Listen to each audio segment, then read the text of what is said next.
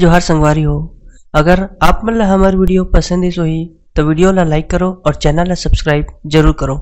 और हाँ, बेल आइकन ला जरूर दबाओ ताकि हमार नवा अवैया वीडियो आप मन ला सबले पहले मिले। जय जोहार, जय छत्तीसगढ़।